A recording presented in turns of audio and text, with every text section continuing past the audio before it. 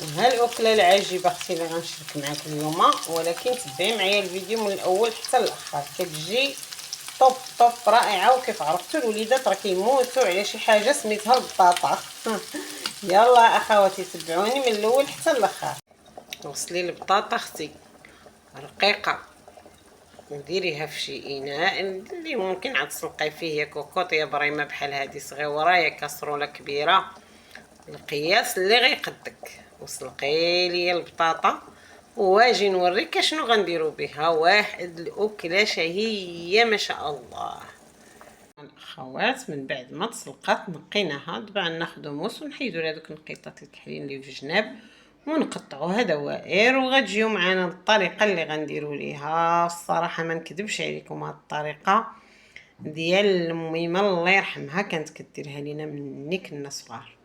والله العظيم وشت البطاطا رقيقه، ملي جاتني البطاطا رقيقه وانا نتفكر قلت ندير هذيك الشيوه. كنديرها مره ولكن كتجيب البطاطا رقيقه من الاحسن، بحال هكذا بطاطا رقيقه تسلق ودار بها كتجي رائعه. ايوا بغيت نشارك معاكم يا الاخوات الشهوه ديالي الرائعه، وشهوه كيموتوا عليها الاطفال. هذه الصراحه كيموتوا عليها، وشهوه سريعه اللي يعني ناض بغى يدير غير شي حاجه خفيفه، فهي شهيوه كطيب بسرعه.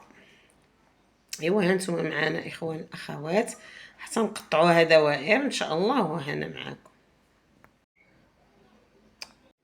هانتوما اخوات هاهي درناها في المقيله ديالنا، اي مقيله اللي كتقلي فيها ممكن ديري فيها. هانتوما كتشوفوا اخواتي شنو اللي كيبان لكم زدت معاها. عندك الكمون والقزبر حبوب مطحونين وشويه الملح وقريصه الابزار، واللي كيبغي الحار بغى يدير السودانيه يديرها. انا فقط غنكتفي بهاد. وباش غنطيبها بزيت الزيتون. هاد الطريقه ديال هاد سميتو هانتوما كتشوفوا انا غندير زيت الزيتون. هاد الطريقه ممكن طيبها حتى بالزبده، ممكن ديري شويه الزبده، معلقه الزبده. انا دابا كندير شويه زيت العود قياس 2 معالق صافي، وغنشعل ليها المقله ديالنا.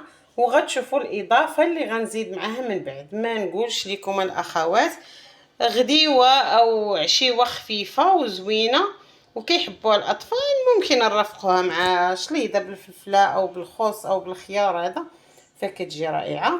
هانتوما غندير هذا دابا الطيب واحد شويه، ماشي غطيب راه هي طايبه، وغنزيد شويه القزبر ومعدنوس. والاضافه اللي غنضيف معايا غتشوفوها حتى هي ان شاء الله. اخوات هنا في هاد الزلافه او البانيه كل واحد اش كيقول ليها، وضعت 3 البيضات. هاد 3 البيضات ممكن ديروا اكثر، انا المهم اكتفيت ب3 البيضات. هانتوما كتشوفوا غنطربهم مزيان ان شاء الله باش غادي نفرغهم على هاد الاكله ديالنا العجيبه. لكن مازال شويه حتى نعاودو نقليوها في هاد سميتو، نقلبوها حتى كينسجم مع داك القزبر ومعدنوس ومع داك العطيريه اللي درنا ليها. شويه الملح كيف قلت لكم، نعاود نذكركم الكمون والقزبر حبوب، شويه الملح، شويه البزار قريصه البزار، اللي كيبغي الحار غيضيف شويه السودانيه. غنخليوها تقلى شويه وعاد غنضيفوا عليها هذاك البيض.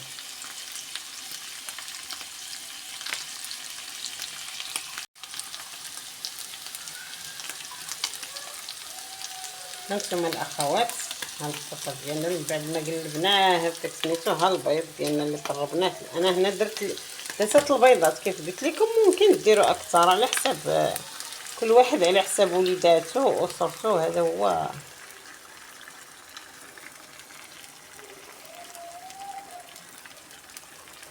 هي الاكله العجيبه ديالنا. دابا ما بقى لينا الا نغطيوها. هانتوما كتشوفوا نخليوها واحد شويه ونرجعوا ليها ان شاء الله. هانتوما الاخوات من بعد ما كيطيب البيض هانتوما كتجي هاد الاكله ما شاء الله ما شاء الله خفيفه ورائعه. زدت لها شويه القزبر ومعدنوس في الوسط. هانتوما كتشوفوا هي هذه الاكله ديالنا. ايوا هانتوما اخواتي هذه هي الاكله ديالنا الرائعه ديال البطاطا. هذه قلت لكم راه الدراري كيحماقوا عليها، الوليدات الصغار كيموتوا على هذه الاكله هذه. هانتوما كتشوفوا ما شاء الله كتجي زوينه ولذيذه. هو بالصحة والراحة. كنتمنى يعجبكم هذا الفيديو، تبارطاجيو مع الاهل والاحباب فضلا وليس امرا. ما تنسونيش من شي تعليق محفز، واللي ما مشتركش عندي في القناة يشترك ويفعل الجرس باش يوصلوا دائما الجديد.